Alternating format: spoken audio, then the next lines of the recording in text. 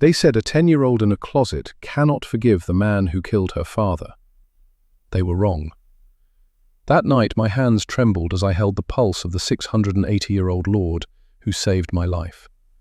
The silver wound from Passchendaele, 1917, still wept beneath my fingers. When he asked why I came, my answer would start a war between loyalty and vengeance. But I am getting ahead of myself. Let me tell you how blood became the bridge between the living and the undead, how a doctor with nothing left to lose found herself in the service of a creature older than nations, how the test meant to expose a killer instead revealed something far more dangerous: trust. Blood has a sound. Most people never learn this. They live their entire lives hearing their own pulse as nothing more than white noise, a background hum they ignore until a doctor places cold metal against their chest. But when you have performed surgery in field hospitals, where mortar fire shakes the tent poles, when you have held a severing artery with your bare fingers while screaming for clamps that will not come in time, you learn. Blood rushing through veins sounds like water through old pipes. Arterial spray has a rhythm. Venous bleeding whispers. And when a heart stops, the silence that follows is louder than any scream. Dr. Margot Thorne knew these sounds the way a concert pianist knows Chopin. She had learned them in Kandahar province, Afghanistan, 2012, when she was 30 years old and still believed that skill and dedication could save anyone. She had learned them in the golden hour, that sacred 60 minutes between injury and death, when a surgeon's hands become instruments of mercy or witnesses to failure. She had learned them over the course of saving 17 soldiers during a sustained mortar attack on Forward Operating Base Chapman. 217 sutures across multiple patients. 16 hours of continuous surgery. No sleep, no breaks. Just the rhythm of blood and the prayer that her hands would not fail. They had not failed. Not that night. But 3 weeks later, Private First Class Daniel Oakes, 19 years old from Sacramento, bled out on her operating table despite everything she knew. Despite her skill. Despite her prayers. That was the day Margot Thorne stopped believing in miracles. 12 years later, standing in the marble-floored entry hall of Wrenwood Estate, she found herself listening to blood again. But this time the sound was different. This time the blood was silent. The butler who had opened the door was 70 years old if he was a day. Silver hair immaculate, posture military straight, eyes the pale grey of January clouds. He wore a 3-piece suit that probably cost more than Margot's monthly rent before she lost her job, and he looked at her with the kind of professional assessment that made her think of generals inspecting troops. "Dr. Thorne," he said, not a question, a confirmation. "I am Thomas. We spoke on the telephone." Margot shifted the weight of her medical bag from her right hand to her left. The leather was worn smooth from years of use. The bag had been her grandfather's. He had carried it through France in 1944. She had carried it through Afghanistan. Now she carried it into the Blue Ridge Mountains of Virginia, to an estate that did not appear on any map, to accept employment from a man whose background check had returned exactly 0 results. Which should have been her first warning. "Thank you for seeing me," Margot said. Her voice was steady. She had learned that in the army too. Never let them hear the fear. Thomas stepped aside, gesturing for her to enter. "Mr. Wrenwood is expecting you." The entrance hall stretched before her like a cathedral, vaulted ceilings, dark wood paneling that gleamed in the light from crystal chandeliers, oil paintings in gilded frames, portraits of men and women in clothing from centuries past. A grand staircase curved upward, its banister carved from a single piece of mahogany that must have been 500 years old when it was harvested. Margot had grown up in a 2-bedroom apartment in Seattle. Her grandmother, who had raised her after the incident, worked 3 jobs to keep food on the table. Margot's idea of luxury was having hot water that lasted more than 5 minutes. This was not luxury. This was wealth that had compounded across generations. Old money. The kind that bought silence and privacy. The kind that could make a person disappear if they asked the wrong questions. "Mr. Wrenwood is a very private man," Thomas said, leading her through corridors lined with more portraits, more evidence of a lineage that stretched back further than America itself. The position requires discretion, absolute discretion. You signed the non-disclosure agreement? I did. Margot had read every word of the 30-page contract. Most of it was standard confidentiality clauses. Some of it was less standard. Penalties for breach included financial ruin, and in one particularly creative paragraph, potential criminal prosecution for industrial espionage. For a medical consultant position, which should have been her second warning. But Margot Thorne was not here because the job made sense. She was here because her 9-year-old niece, Isla, had a congenital heart defect that required surgery. Her insurance company had decided was experimental and therefore not covered. She was here because $340,000 was a number she could not reach by any legal means she had tried. She was here because when you love someone more than your own life, you make choices that would have horrified the person you used to be. The salary, Thomas said, stopping outside a set of double doors carved with intricate Celtic knotwork.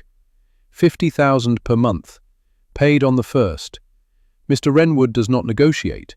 He also does not tolerate failure. 50,000. Margot's last position, before she lost her license, had paid 68,000 per year. I understand, she said. Thomas studied her for a long moment. His grey eyes seemed to see straight through her. Your background check was remarkably clean, Dr. Thorne, almost suspiciously so. No digital footprint before 3 years ago. No credit history. No employment records beyond what you provided. I started over, Margot said evenly. After Afghanistan. After the medical board hearing. Sometimes you need to rebuild from nothing. And sometimes people are running from something, Thomas said. But his tone was not accusatory, merely observational. Everyone who comes to Renwood Estate is running from something. The question is whether they are running towards safety or bringing danger with them. I am not dangerous. We shall see. Thomas opened the doors. Do not touch anything. Do not wander. And Dr. Thorne. She turned to face him. If you are here to harm him, Thomas said quietly, you will not leave this estate alive. I have served Lord Renwood for 43 years. Since I was 27 years old, I have seen assassins come, I have seen spies come, I have buried them all in the woods beyond the property line. His expression did not change. Do we have an understanding? Margot met his eyes. We do. Good. Thomas stepped aside. He will join you momentarily. Then he was gone, the doors closing with a sound like a coffin lid. Margot stood alone in the library and listened to her own heartbeat. 108 beats per minute. Elevated. Fear response. Her hands were steady though. Training. Muscle memory. You do not survive combat medicine if you let adrenaline control you. She set her medical bag on a side table and waited. The library was a symphony in shadows and leather. Floor-to-ceiling bookcases lined every wall, filled with volumes whose spines bore titles in languages Margot did not recognize. Latin, Greek. Something that looked like Arabic, but was not quite right. A fireplace large enough to stand in dominated one wall, flames casting dancing light across Persian rugs that had probably been woven before the American Revolution. The air smelled of old paper and something else, something metallic, copper, blood. Not fresh blood, old blood, the kind that soaks into wood and stone and never quite comes out. Margot's medical training kicked in. She began cataloguing details, assessing. The fireplace was too hot for comfort, 90 degrees at least, but the far corners of the room were cold, 60 degrees maybe. Temperature differential that made no sense unless someone preferred extremes. The windows were covered with heavy velvet curtains, blackout curtains. The kind used in field hospitals to prevent light from giving away positions to enemy aircraft. And the mirrors. There were no mirrors, not one. Margot walked slowly along the bookshelves, reading titles. De Humani Corporis Fabrica, by Vesalius. First edition, if she was not mistaken, worth $250,000. Anatomy of Melancholy by Burton, another first edition. Gray's Anatomy, but not the modern version. This looked like the original 1858 publication. Someone was very interested in human anatomy. Or very interested in how to destroy it. Minutes passed. 5. 10. The fire crackled. Outside the windows, beyond the heavy curtains, Margot could hear wind moving through the mountains. It was January, the coldest month, the dead of winter in more ways than one. Dr. Margot Thorne. The voice came from behind her. Margot spun, hand instinctively reaching for the scalpel she kept in her coat pocket, a habit from Afghanistan. You never knew when you might need to cut someone free from wreckage, or defend yourself from someone who had lost their mind to pain and fear. The man standing in the shadows near the bookcase had not been there 30 seconds ago. She was certain of this. The human eye processes motion at roughly 13 milliseconds per frame. Margot had been trained to observe, to assess, to notice the details that meant the difference between life and death. She had been watching the room, sweeping her gaze across every corner, because Thomas's warning had activated every combat instinct she possessed. The man had not walked in. He had simply appeared. Lord Alaric Renwood stepped into the firelight, and Margot understood why the contract had included a clause about mental stability assessments. He was beautiful in the way that predators are beautiful. Sharp cheekbones that could cut glass, hair the color of a raven's wing, worn longer than fashion dictated, brushing the collar of his black shirt. Pale skin that had never seen the sun, tall, easily 6'3", moving with a grace that was too perfect, too controlled, like a dancer who had spent centuries perfecting every gesture. But it was his eyes that stopped Margot's breath. They were the blue of Arctic ice, inhuman, ancient, eyes that had seen empires rise and fall, eyes that held knowledge no mortal should possess. And they were looking at her the way a wolf looks at a rabbit. "You are younger than I expected," he said. His voice carried the faintest trace of an accent that Margot could not place. Something European, something old, not quite British, not quite French, something that predated modern borders. 42. Young for a trauma surgeon of your reputation. "You read my file," Margot said. Her hand was still on the scalpel. "I read everything, Dr. Thorne." He moved closer. Each step was liquid grace, controlled, economical, like a soldier who had trained for so long that combat had become muscle memory. "I know you graduated top of your class from Johns Hopkins. I know you served 4 years in Afghanistan as a combat surgeon. I know you received a commendation for extraordinary valor under fire at Forward Operating Base Chapman." He paused. "I also know you lost your medical license 6 months ago. Care to tell me why?" Margot's jaw tightened. "I performed surgery on a patient who could not afford treatment." "A homeless veteran," Alaric said. "Marcus Webb, 53 years old, served in the Gulf War, shrapnel still lodged in his spine from an IED in Al-Anbar province. You operated in a motel room in Baltimore, using veterinary supplies you purchased with your own money. He was dying. He was not your patient. You were not licensed for private practice. You violated 17 separate medical regulations, used controlled substances without authorization, performed major surgery in an unsterile environment." Alaric tilted his head. "The medical board called you reckless, dangerous, said you had a savior complex that endangered patient safety and violated the fundamental ethics of modern medicine." "The medical board can go to hell," Margot said flatly. "Marcus Webb is alive, walking, working. He has a job now, an apartment. His grandchildren visit him every Sunday. He is alive because I broke their rules." For the first time, something that might have been amusement flickered across Alaric's face. "You are here because you need money," he said. "Your niece, Isla Thorne, 9 years old, tetralogy of Fallot with pulmonary atresia, requires open-heart surgery, complex repair, high risk, 92% survival rate with the best surgical team.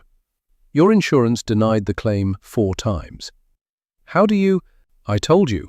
I know everything." Alaric moved to the window, standing with his back to her, a position of either absolute trust or absolute confidence that she could not harm him. "The surgery will cost $340,000. You have been denied by 7 different providers. You have $42,000 in savings. You took out a second mortgage on a property you do not own. You sold your car, your grandmother's jewelry. everything of value. You are drowning, Dr. Thorne, and I am offering you a lifeline." Margot said nothing. What could she say?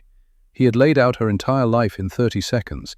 Every desperate choice, every failure, every midnight moment when she had stared at the ceiling and wondered if she should just give up. "The position," Alaric continued, still facing the window, "is simple. I require medical consultation. I have multiple chronic conditions that traditional physicians cannot treat. You will examine me weekly, provide treatment protocols, maintain detailed records. You will live here, on the estate, all expenses paid, and you will ask no questions about what I am." "I am a surgeon," Margot said, "not a general practitioner. If you need ongoing care for chronic conditions, I need someone who understands trauma." Alaric turned to face her. Someone who has seen what the human body can endure and continue functioning. Someone who has operated on soldiers with silver shrapnel embedded in their spines. Someone who does not flinch at blood or broken things or wounds that should have killed their bearer centuries ago. The firelight caught his eyes. They glowed. Not reflected light, not a trick of shadow. His eyes glowed with their own cold luminescence, like foxfire in a graveyard, like phosphorescent algae in dark water, like something that should not exist. Margot's hand tightened on the scalpel. "You are wondering," Alaric said softly, "if you are going insane. If the stress has finally broken you, if what you are seeing is real, or if you have crossed some line between exhaustion and hallucination. What are you?" The words came out before Margot could stop them. "Does it matter?" Alaric asked. "I am offering you $50,000 a month, enough to save your niece in 7 months, enough to rebuild your life, get your license reinstated, open your own practice if you wish. All I ask in return is your skill and your silence." He stepped closer. "But I need to know you can be trusted, Dr. Thorne. I have had 3 medical consultants this year. All 3 attempted to kill me. All 3 died for their efforts." His smile was sharp, predatory. "You understand why I might be cautious. You think I am an assassin. I think you are desperate, and desperate people do desperate things." Alaric was close enough now that Margot could smell him. Not cologne, not sweat. Something else. Something that made the primitive part of her brain, the part that had kept her ancestors alive in caves, scream danger. "So I am going to give you a test." "What kind of test?" "Tonight, I will sleep. My bedroom is in the west wing, 3rd door on the left. The door will be unlocked." His eyes held hers. "If you are here to kill me, that will be your opportunity. I will be vulnerable, defenseless, completely at your mercy. And if I do not try to kill you? Then we will have breakfast tomorrow and you will begin your employment." Alaric stepped back. "Thomas will show you to your quarters. You may explore the house. The kitchen is stocked. Eat whatever you wish. But do not enter the west wing until 2 in the morning." "Why 2? "Because that is when I sleep." He moved toward the door, that inhuman grace making him seem to float rather than walk. "One more thing, Dr. Thorne." She waited. "If you do try to kill me, make it quick. I have lived a very long time. I have grown tired of prolonged suffering. A blade to the heart. Efficient. Professional. I would appreciate that courtesy." Then he was gone. The door closed. Margot stood alone in the library and realized her hand was shaking. The bedroom Thomas showed her to was larger than her entire apartment in Seattle had been. 4-poster bed with silk sheets the color of midnight. Ensuite bathroom with a clawfoot tub and fixtures that looked like they had been cast in 1870. Windows overlooking the mountains, now lost in darkness. A writing desk made of burled walnut. A wardrobe that, when she opened it, contained clothing in her exact size. Pants, shirts, sweaters. All practical, all durable, all her size, which should have been her 3rd warning. But Margot was past warnings. She sat on the edge of the bed and pulled out her phone. No signal. Of course not. The estate was 30 miles from the nearest town, deep in the mountains where civilization ended and wilderness began. Thomas had explained this during the drive from the private helipad where she had been picked up. Complete isolation. Perfect privacy, perfect trap. Margot opened her photo gallery. The most recent picture was of Isla, 9 years old. Blonde hair in pigtails that Margot had braided herself. Blue eyes, the same shade her brother had possessed before the improvised explosive device in Fallujah had turned his convoy into burning metal and screaming men. Isla was smiling in the photo, gap-toothed, innocent. She did not know she was dying. Margot and her sister-in-law had agreed to keep the diagnosis vague. No need to terrify a child with medical details she could not understand. But Margot understood. Tetralogy of Fallot, 4 simultaneous heart defects. The ventricular septal defect alone would require hours of microsurgery. The pulmonary stenosis meant her blood was not oxygenating properly.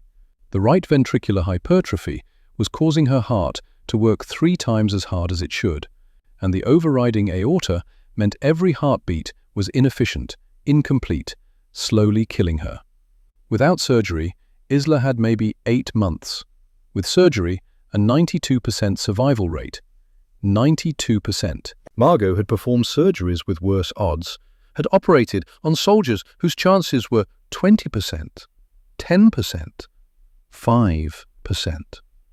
She had learned to function in those spaces between hope and despair. But this was different. This was family. This was the last piece of her brother that still drew breath. The last connection to the man who had taught her to ride a bike, who had walked her down the aisle at her wedding before it fell apart, who had called her from Afghanistan 2 days before he died, just to hear her voice. She would do anything to save Isla. Anything. Even trust a creature who was not human. Margot checked her watch. 9:47 p.m. 4 hours and 13 minutes until 2 in the morning. Until the test. She unpacked her medical bag. Scalpels ranging from number 10 to number 23. Sutures in multiple gauges. Gauze. Antibiotics. Morphine in preloaded syringes. The tools of her trade. She arranged them on the writing desk with surgical precision, blade sizes ascending, suture materials organized by tensile strength and absorption rate. Then she lay back on the bed and stared at the ceiling. "What are you?" The question Alaric had not answered. His eyes had glowed. He had appeared from nowhere. He moved wrong. Too smooth. Too fast. Too perfect. And the smell. Copper. Old blood. Death. Margot had seen a lot of impossible things in her life. She had seen men survive wounds that should have killed them instantly. Seen soldiers walk on shattered legs because adrenaline overrode pain. Seen the opposite too. Watched someone die from injuries that seemed minor because the body simply gave up. The human body was resilient and fragile in equal measure. But this was different. This was not medicine. This was something else. The grandfather clock in the hallway chimed 10. Margot closed her eyes and thought about Seattle. 1992. 32 years ago. She had been 10 years old. Her father's name had been Connor Thorne, and he had been a monster. 2 in the morning came with the silence of a held breath. Margot stood in the hallway outside her room and listened to the house. Old houses make noise, settling foundations, cooling wood, the whisper of wind through gaps in windows that have warped over centuries. But Wrenwood Estate made a different sound. It hummed, a low vibration just below the threshold of hearing. Margot felt it in her bones, a frequency that set her teeth on edge and made her inner ear report that she was moving when she was standing perfectly still. The west wing was dark. She had not brought her medical bag. She wore loose cotton pants and a long-sleeved shirt, comfortable, easy to move in, no restrictive clothing if she needed to run. Though if Alaric Wrenwood wanted her dead, running would not save her. The hallway stretched before her like a throat. Portraits on the walls watched her pass. Men in military uniforms from wars long ended, women in gowns from centuries past. All of them had the same eyes. Blue. Ice. Inhuman. Third door on the left. Margot's hand hovered over the doorknob. Brass. Tarnished with age. Cold beneath her palm, despite the warmth of the house. She turned it. The door swung open on silent hinges. The bedroom beyond was vast. Dark wood furniture that looked hand-carved, heavy velvet curtains blocking any hint of starlight, a chandelier unlit, and in the center, a four-poster bed draped in black silk. Alaric Renwood lay on top of the sheets. He wore only dark trousers. His chest was bare. Pale skin stretched over defined muscle. But what drew Margot's eye, what activated every instinct she possessed as a trauma surgeon, were the scars. Dozens of them, some old, white lines barely visible against his skin, some newer, pink and puckered, claw marks, burn scars, and across his chest, just below his left collarbone, a jagged wound that looked like it had been made by broken glass or silver. Margot moved closer, her medical training overriding her fear. Alaric's breathing was so slow it was almost imperceptible. She counted, once every 30 seconds.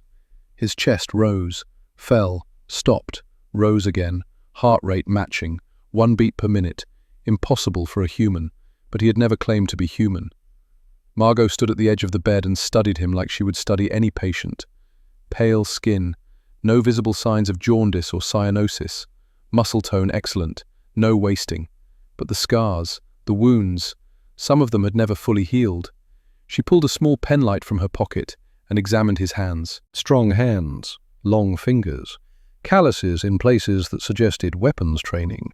Not modern firearms, something older, swordwork maybe. The kind of calluses that took decades to develop, or centuries. His left hand was clenched slightly, not a fist, just tension. Margot gently opened his fingers. The palm bore a scar unlike the others. This one was old, very old, but it had not healed clean. The flesh around it was discolored, grey, necrotic. And when Margot touched it with her gloved hand, she felt heat, infection, chronic, deep, possibly decades old. She had seen wounds like this before, silver shrapnel embedded too deep to remove, the body trying to wall it off, failing, creating a permanent source of pain that no amount of time could heal.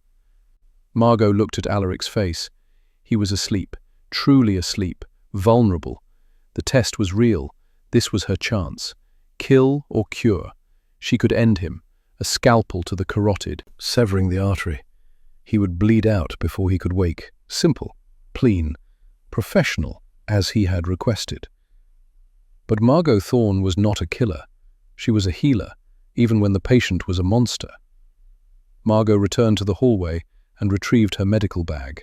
She worked quickly, efficiently, no wasted motion, cleaned her hands with alcohol gel, pulled on fresh gloves, arranged her supplies on the nightstand. Scalpel, forceps, gauze, antiseptic. Then she went to work. The scar tissue around the wound was thick, fibrous. It would need to be debrided before she could access the underlying damage. Margot used the scalpel to make a small incision. No anesthesia. But Alaric did not flinch. His breathing remained steady, 1 breath per 30 seconds. She peeled back the scar tissue with forceps. Beneath she could see it. Silver, a fragment of metal embedded in the muscle, corroded, oxidized, poisoning the tissue around it. This wound was decades old. Maybe longer, maybe a century. And no one had tried to remove the shrapnel because it was lodged against the median nerve. Removing it without damaging the surrounding tissue would require precision that few surgeons possessed. But Margot had removed shrapnel from soldiers under mortar fire, had operated by flashlight when the generators failed, had performed microsurgery with hands that shook from exhaustion because stopping was not an option. This was nothing. She worked the forceps deeper. The silver fragment was small, maybe 5 millimeters, but it was wedged between bone and nerve in a way that would cause excruciating pain with every movement of the hand. For a century. Margot extracted the fragment with a single, smooth motion. It came free with a wet sound. She dropped it into a specimen cup and immediately began irrigating the wound with antiseptic. The flesh around the extraction site began to change color almost immediately, from grey to pink. Healthy tissue regenerating at a rate that should have taken weeks, but it happened in seconds. Margot stared. Her medical training told her this was impossible. Tissue regeneration required time, days, weeks, months for severe trauma. But she was watching dead tissue come back to life in real time. This was not medicine, this was something else. When the wound had closed to a healthy pink, Margot applied antibiotic ointment, covered it with sterile gauze, wrapped his hand in a clean bandage with the efficiency of someone who had done this thousands of times. When she was done, she sat back and looked at Alaric's face. He was still asleep, still breathing once every 30 seconds. But his expression had changed. The tension around his eyes had softened. The lines of pain that had creased his forehead, so subtle she had not noticed them before, had smoothed. Margot reached out and gently brushed a lock of black hair from his face. "You were at Passchendaele," she whispered. Not a question.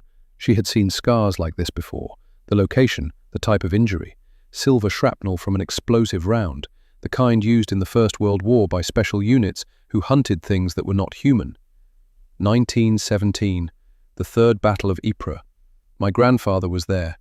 He told me stories before the cancer took him. Alaric did not wake, but Margot felt something shift in the room. The humming sound grew louder. The air thickened. She was being watched. Not by Alaric, by something else. By the house itself, maybe. Margot's grandmother had been from the old country, County Cork, Ireland. She had believed in things that modern medicine dismissed, spirits, energies, the thin places where the world of the living touched something older and darker and vast. This room was a thin place. Margot could feel it pressing against her skin. "My grandfather sang a song," she said quietly, her voice barely above a whisper. "He sang it in the hospital when the morphine made him forget where he was, when he thought he was back in the trenches, when the ghosts of the men he could not save came to visit him in his sleep." She took a breath and sang, "Keep the home fires burning while your hearts are yearning. Though your lads are far away, they dream of home." Her voice was not beautiful. She had never been musical. But the words were right. The melody her grandfather had sung while dying. The song soldiers had sung when they marched to Passchendaele, to Verdun, to the Somme, to wars that ended the world and rebuilt it in shapes no one recognized. There's a silver lining through the dark clouds shining. Turn the dark cloud inside out till the boys come home. Margot finished the verse. Silence filled the room. Then, so quietly she almost missed it, she heard Alaric Renwood whisper a single word. Celeste. A name, spoken with the kind of pain that time does not heal, that centuries do not diminish, that immortality only compounds, because the wound never closes and the loss never ends. Margot looked at his face. A tear tracked from the corner of his closed eye, down his cheek, into the pillow. She had never seen a monster cry before. Margot reached out and took Alaric's bandaged hand in both of hers. His skin was cold, death cold, the temperature of something that had not been alive for a very long time. But she held on anyway. "I know what it is like to lose someone," she said. Her voice was steady now, clinical, the voice she used when telling families their soldier had died on her table. "I know what it is like to scream in the dark and have no one answer, to call out for help and hear only silence. I know." She stayed there for an hour, holding the hand of a man who might not be a man at all, keeping vigil the way she had kept vigil over dying soldiers in Afghanistan. Because in war, you never left the dead alone. You stayed until the chaplain came, until someone who loved them could take your place, until the body was cold and the soul had moved on to whatever waited beyond. It was the only dignity she could offer. Finally, Margot stood. She gathered her supplies, cleaned up meticulously, left no trace of her presence except the bandage on Alaric's hand and the small specimen cup containing a fragment of silver that had poisoned him for over a century. She walked to the door, paused, looked back at the figure on the bed. "Sleep well, monster," she whispered. The words were not cruel. They were gentle, almost tender. "Tonight, at least, you are not alone." Then she left. Behind her, in the darkness of the bedroom, Lord Alaric Renwood's eyes opened. They glowed in the darkness like twin moons, like foxfire, like things that should not exist but do anyway, existing in the spaces between science and myth. And for the first time in 680 years, the Vampire King had absolutely no idea what to do.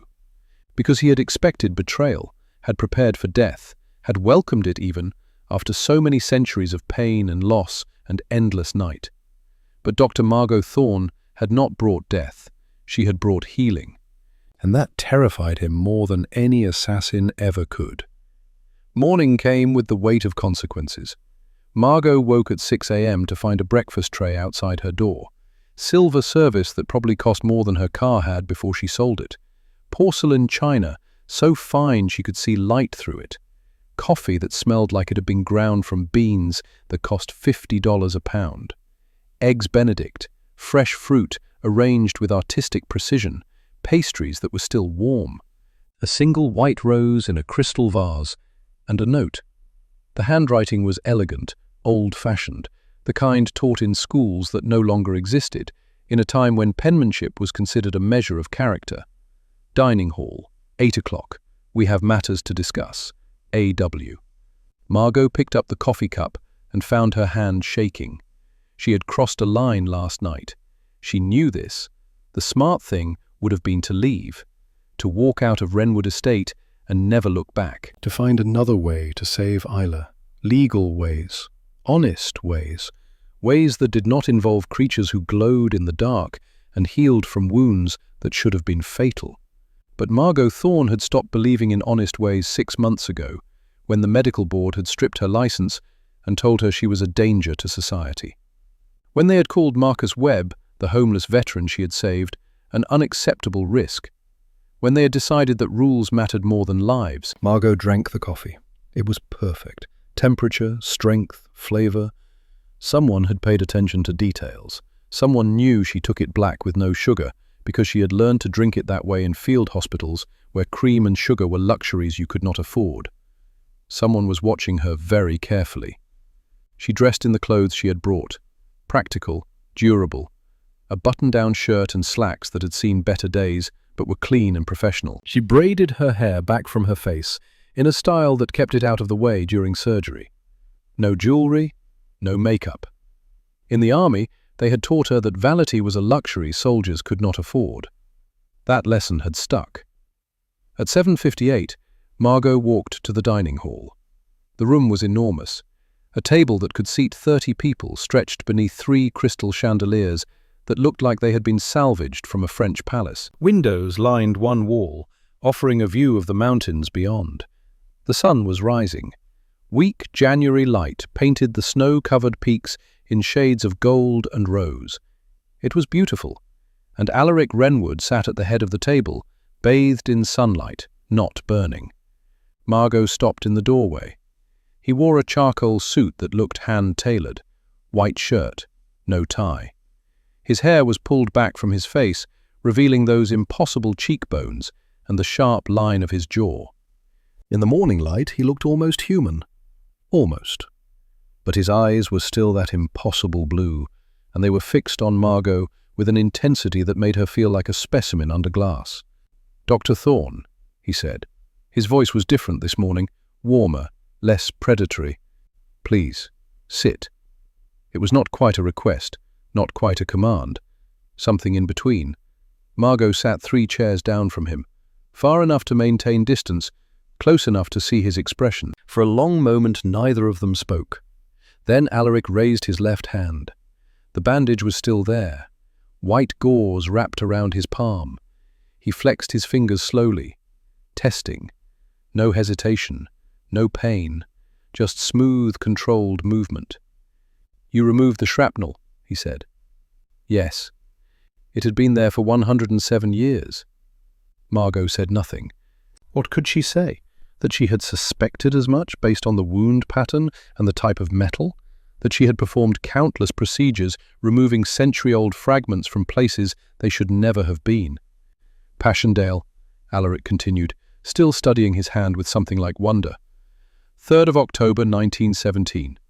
A German werewolf unit broke through our lines at dawn. Special operations. Hunters trained to kill vampires and other creatures the history books do not mention. I killed 17 of them before the sun rose, but one managed to rake his claws across my hand before I tore out his throat. Silver-coated talons, military grade. The fragments were too deep, too close to the median nerve. Every surgeon I consulted over the next century said removing them would cause more damage than leaving them, would leave me unable to use my hand. He looked at her. It hurt every day for 107 years, every time I moved my fingers, every time I gripped a sword, or held a pen, or tried to do anything that required precision. And you fixed it in 17 minutes. 17 minutes, Margot confirmed. I timed it. Alaric's mouth curved, not quite a smile, something sharper, more complex. You are not afraid of me. I am terrified of you, Margot corrected. Her voice was steady, clinical. But terror does not erase training. In combat, you learn to function through fear. You learn to use it. Let it sharpen your focus instead of paralyzing you. You were in Afghanistan. 4 years, 22 months in active combat zones. Forward operating base Chapman primarily, with rotations to smaller outposts when they needed surgical support. And you lost someone there, Alaric said. It was not a question. I heard you crying last night. After you left my room, you went back to your quarters and wept for 47 minutes. Margot's jaw tightened. You were asleep. I was pretending to sleep, Dr. Thorne. I have been alive for 680 years. I have mastered the art of the lucid trance. I can paralyze my body while keeping my mind perfectly awake and aware. He leaned forward slightly. Last night was a test. I expected you to try to kill me. I expected betrayal, a blade to the heart, or silver injected into my bloodstream, or holy water poured down my throat while I could not defend myself. What I did not expect was surgery, and I certainly did not expect a lullaby. The room fell silent except for the ticking of an antique clock somewhere. Why did you do it? Alaric asked. His voice was softer now, almost vulnerable. You could have walked away, could have taken the easy money and asked no questions, could have pretended not to notice what I am. Why did you stay? Why did you help me? Margot met his eyes. Because you were in pain, she said simply, and I am a doctor. Pain is pain. It does not matter if the patient is human or vampire or something else entirely. Suffering is suffering, and I took an oath to relieve it when I can. I am not human. I know. I am a vampire, Dr. Thorne. I drink blood to survive. I have killed more people than you can imagine. Soldiers, assassins, innocents who were simply in the wrong place at the wrong time. I am the thing your species tells stories about to frighten children. Alaric stood. He moved with that liquid grace again, predatory, perfect, inhuman. I am a monster, and you held my hand. Yes, Margot said. Why? Because you were crying. The words fell between them like stones into still water. Alaric stared at her. Something moved behind his eyes. Shock, confusion, perhaps even fear of a different kind. The fear of being seen, of being understood in a way that centuries of isolation had taught him was impossible. I heard you say a name, Margot continued. Celeste. You said it like it hurt, like speaking it out loud was tearing something inside you that had been carefully stitched together over years. My daughter, Alaric whispered. The word came out broken, jagged. She died in London, 1944, September 7th. A V-2 rocket hit the shelter she was hiding in. I was across the city dealing with a rogue vampire nest. The sun was still up. I could not reach her in time. By the time I arrived, the building had collapsed. She was buried under 30 feet of rubble. He turned to face the window, looking out at the mountains, but seeing something else. Somewhere else.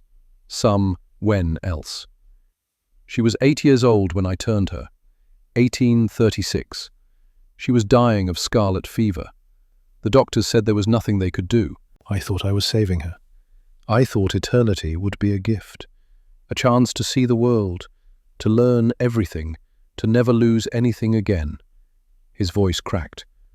But she never forgave me for taking her childhood, for freezing her at 8 years old while the world moved on.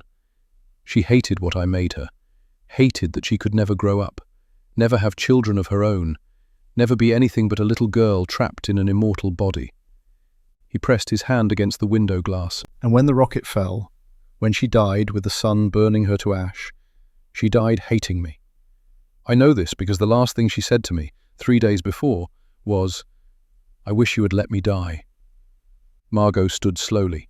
She moved to stand beside Alaric, not touching, just present, bearing witness to pain that had compounded over 80 years. "My niece is 9, she said quietly. "Isla. She is all I have left of my brother. He died in Fallujah, 2010, January 14th. An improvised explosive device made from an artillery shell and a cell phone detonator. He was 28 years old. Army Ranger. 2 tours. He survived Kandahar and Helmand province and a dozen firefights.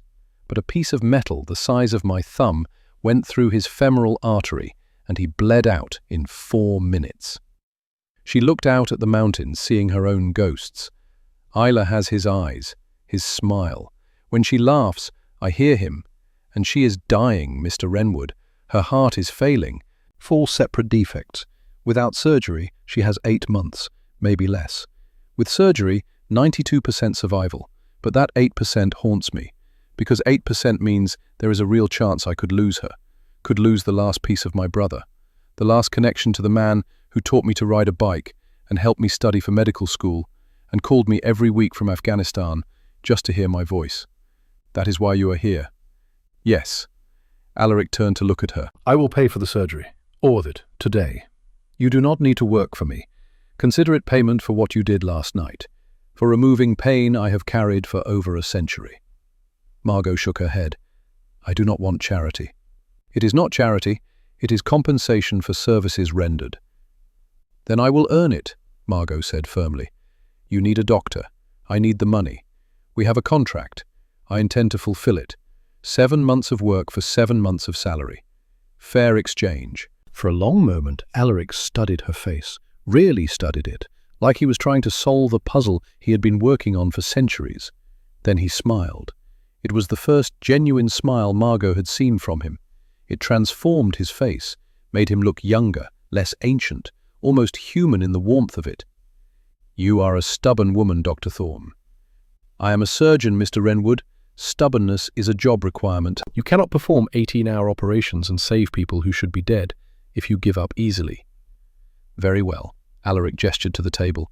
Eat. Then Thomas will show you the medical facility. It is in the basement, fully equipped with everything you could possibly need. I will expect weekly examinations, blood work, physical assessments, treatment protocols. I have other injuries that require attention. How many? 47 documented chronic injuries, some silver-related, some from holy artifacts, some from weapons you probably do not have names for, because they were designed specifically to kill creatures like me. Margot blinked. 47? I am 680 years old, Doctor. I have fought in every major war since the 100 Years' War. I have scars from silver, fire, holy water, blessed blades and weapons forged in places where the laws of physics work differently. He sat back down at the table. Some of them still hurt. If you can fix even half of what you fixed last night, I will consider this arrangement worthwhile. Margot returned to her seat. She picked up a fork. The eggs were still perfectly warm. Why do you not heal completely? She asked. You are immortal. Surely your body can repair itself given enough time. Immortal does not mean invincible, Alaric said. He picked up his coffee cup, and Margot noticed he actually drank from it. She had assumed vampires could not consume normal food and drink, another assumption proven wrong. Silver interferes with our regeneration at a cellular level, creates a toxic reaction that prevents proper healing. Holy artifacts cause what we call spiritual damage, wounds to the soul as much as the body. Those never fully close. And some wounds, he paused, looked at her. Some wounds are inflicted by people we love, by the words they say before they die. Those never heal. Not in 680 years, not in 6,000. Margot understood this. She understood perfectly. Private Daniel Oakes had looked at her on that operating table in Afghanistan, blood pouring from wounds she could not close fast enough. And he had said, his voice barely a whisper. "I know you tried, Doc. I know." Then he died, and Margot had carried those words for 12 years. The medical facility in the basement was state-of-the-art, better than state-of-the-art. It was the kind of setup you saw in billion-dollar hospitals and elite private clinics. Examination table, surgical lights bright enough to perform neurosurgery, autoclave, refrigerated storage for medications, imaging equipment that probably cost $500,000. Everything was clean, sterile, organized with military precision. "This is remarkable," Margot said, running her hand along the examination table. The equipment was barely used. "How long have you had this facility?" "I built it in 1993, Thomas said from the doorway. "After the Seattle incident, Mr. Renwood decided he needed proper medical support. The equipment is updated every 5 years. 31 years, Margot murmured. She opened cabinets, found surgical supplies that would make most hospitals jealous. Sutures, scalpels, antibiotics, everything perfectly organized and catalogued. "You said he has employed 17 doctors over the past 2 centuries. How many used this facility?" Thomas's expression did not change. "Most lasted less than a year. Some left voluntarily when they realized what Mr. Renwood was. Some tried to expose him to the authorities. Some tried to kill him. One tried to harvest his blood for pharmaceutical research." "What happened to that one?" "We do not speak of what happened to that one," Thomas said quietly. "But the woods beyond the property line are very deep, and there are things in those woods that are always hungry." Margot turned to face the butler. "Are you human, Thomas?" "Yes, Dr. Thorne. I am simply a man who has served Lord Renwood for 43 years. Since I was 27 years old and dying from pancreatic cancer that no hospital would treat because I had no insurance and no money. He saved you. He paid for my treatment. $270,000. Experimental therapy that was not FDA approved. I have been cancer-free for 42 years. Thomas smiled slightly. "So yes, Dr. Thorne, I owe him everything, and I will protect him from anyone who means him harm, including you if it comes to that." "You would kill me?" "If necessary," Thomas said calmly, "but I do not think it will be necessary. You are not like the others. You are not here for money or power or secrets. You are here for family. That I understand." Before Margot could respond, footsteps echoed from the hallway. A man entered the medical facility. He was tall, perhaps 50 years old, silver hair combed back from a high forehead, wearing an expensive suit that probably cost $5,000, wire-rimmed glasses. He moved with the confidence of someone accustomed to authority, to being obeyed without question. "Ah," he said, his voice smooth as oil. "The new doctor. How delightful." Thomas straightened slightly, a subtle change in posture that Margot recognized from the military, preparing for potential conflict. "Dr. Thorne, this is Silas Corvain. He serves as Lord Renwood's chief financial officer." Silas extended his hand. Margot shook it. His grip was firm. His skin was warm, human. But something about him made her skin crawl. Some instinct that had kept her alive in war zones was screaming danger. "A pleasure," Silas said. His smile was perfect, too perfect. "Thomas has told me about your rather unorthodox employment situation. Medical license suspended, was it not?" "Suspended pending review," Margot corrected. "Ah, yes, semantics." Silas walked around the examination table, inspecting the equipment like he owned it. Like he owned everything here, including Margot. "Still, it must be difficult, being so close to your profession, but unable to practice legally. I imagine you are quite desperate for this position." There was something in his tone, something oily and calculating that made Margot's hands clench into fists.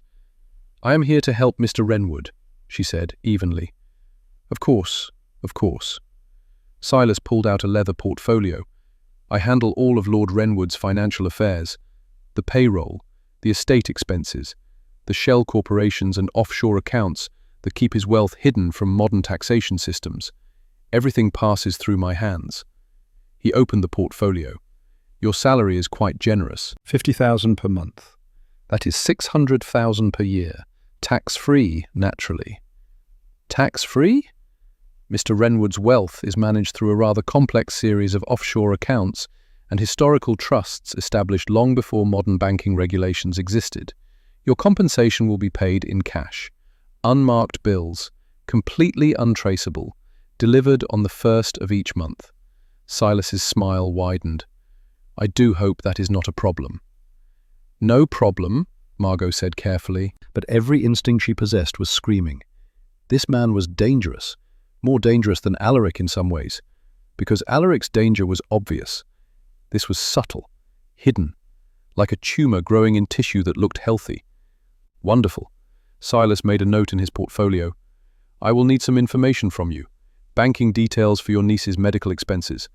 I understand she requires surgery? Quite expensive, I hear. $340,000 is a substantial sum. How did you know about Isla? Silas looked up.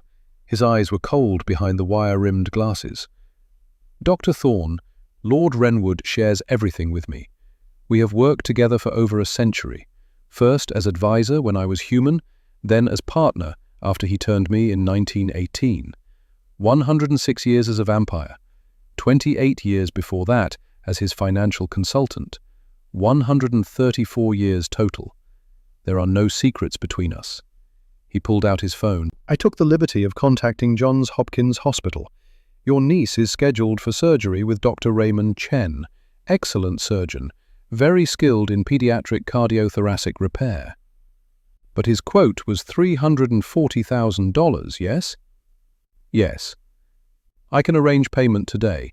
Wire transfer. The surgery can proceed next week. Silas made another note in his portfolio. All I need is your authorization and some basic medical information. Blood type, for instance. For the hospital records. Margot's instincts flared. Why would you need my blood type for Isla's surgery? Not yours, hers, in case she needs a transfusion during the procedure. It is standard protocol. The hospital already has that information. Right. Silas smiled, but it did not reach his eyes. Just being thorough. Your blood type is AB negative, correct? Quite rare. Less than 1% of the population. Why does that matter? It does not, Silas said smoothly. Merely making conversation. I find medical genetics fascinating. Did you know AB negative blood has certain unique properties, particularly in individuals of Celtic descent? Your grandmother was from Ireland, was she not? County Cork. Margot went cold. How do you know that? Background research. I am very thorough, Dr. Thorne. It is how I have kept Lord Wrenwood's affairs in order for over a century. Every detail matters. Every connection is relevant. Silas closed the portfolio. I will arrange the payment for your niece's surgery. Consider it an advance on your salary. Lord Wrenwood is feeling generous after what you did for him last night. He headed for the door, paused at the threshold. Oh, one more thing. You should know that Lord Wrenwood has enemies, powerful enemies. The Vampire Council in London, for instance. They have been trying to reclaim his territory for decades, and they have agents everywhere, some of them quite close. Silas smiled. Be careful who you trust, Dr. Thorne. In this world, loyalty is a rare commodity, and betrayal often comes from the least expected sources. Then he left. Thomas and Margot stood in silence. Do not trust him, Thomas said quietly. I gathered that. Silas Corvain is brilliant. He has served Lord Wrenwood longer than I have been alive. But lately, Thomas hesitated. Lately he has been asking unusual questions, making unusual phone calls at odd hours. I cannot prove anything, but my instincts say something is wrong. What kind of questions? Questions about Lord Wrenwood's vulnerabilities, about vampire physiology, about genetic markers in human blood, about your grandmother's lineage, Dr. Thorne. He has been researching you for 3 weeks, since before you even applied for this position. Before Margot could respond, her phone buzzed. She pulled it out, a text message, unknown number. Dr. Thorne, this is Dr. Chen's office. Isla's condition has deteriorated. New complications discovered during this morning's examination. We need to operate within 72 hours. Cost has increased to $600,000 due to the complexity of the additional repairs required. Please advise immediately. Margot's hands went numb. What is it? Thomas asked. Isla. Margot's voice sounded distant to her own ears. They are saying her condition worsened overnight. They need to operate in 3 days, and the cost just doubled. That is impossible. Her last cardiologist examination was 4 days ago. The report said she was stable, deteriorating slowly but stable. There is no way her condition could have worsened that dramatically in 96 hours. Margot read the message again. New complications, 72 hours, 600,000. She looked up at Thomas. Someone is manipulating this, she whispered. Someone who has access to hospital records. Someone who can bribe doctors or alter test results. Someone who wants me desperate enough to do anything. Thomas's face went pale. Silas, he breathed. He has connections at Johns Hopkins, donors he has cultivated for decades. And he just asked about your blood type, about your grandmother's lineage. Why would he care about that? I do not know, Thomas said, but I intend to find out. Margot found Alaric in the library. He was reading a book that looked older than America. Handwritten text on vellum pages, illuminated manuscripts in gold leaf. He looked up as she entered, and whatever he saw on her face made him set the book aside immediately. Dr. Thorne, what is wrong? We need to talk, Margot said. She closed the door behind her. About Silas Corvain, about trust, about what the hell is really happening here. Alaric stood. Explain. Margot told him everything. Silas's questions about her blood type, his knowledge of her grandmother's lineage, the offer to pay for Isla's surgery immediately, the sudden message about complications and doubled costs. Someone is manipulating Isla's medical situation, Margot said. Her voice was shaking now. Adrenaline and fear and rage mixing into something combustible. Someone who has access to hospital records and enough money to bribe doctors. Someone who wants me financially desperate. And the only person who has shown that much interest in my personal details is Silas Corvain. Alaric went very still. That inhuman stillness that made him look like a statue, like something carved from marble rather than born. How well do you trust him? Margot asked. With my life, Alaric said automatically. Then he paused. Or I did. Silas has been with me for 134 years. 28 years as my human financial advisor before the Great War. 106 years as a vampire after I turned him in 1918. He managed my finances through the French Revolution, through both World Wars, through the collapse of the Soviet Union. He is the most loyal advisor I have ever had. Then why is he asking about my blood type? Why does he care about my grandmother's lineage? Alaric's eyes narrowed. What specifically did he say? He said AB negative blood has unique properties, particularly in individuals of Celtic descent. He knew my grandmother was from County Cork before I told him. He has been researching me for weeks. Alaric walked to the window. The afternoon sun was setting. The light did not seem to bother him, which was another question Margot filed away for later. Vampires were supposed to burn in sunlight, but Alaric stood in it like it was nothing. What is AB negative blood? Alaric asked quietly. To vampires, I mean. What makes it special? Margot hesitated. I do not know. I am not a vampire. I am a doctor. Blood types matter for transfusions, but beyond that... Alaric turned to face her. His expression was grave. There is a condition, he said slowly, among humans, very rare, perhaps 1 in a million. We call it sanguis aeternum, eternal blood. It occurs in individuals with AB negative blood and a specific genetic marker, usually traced back to ancient Celtic or Druidic bloodlines. Your grandmother from County Cork fits that profile perfectly. Margot's grandmother had told her stories, old stories, about druids and thin places, and the old gods that still walked in County Cork when the mist rolled in from the sea. What does this blood do? Margot asked. It transforms us, Alaric said. His voice was barely above a whisper.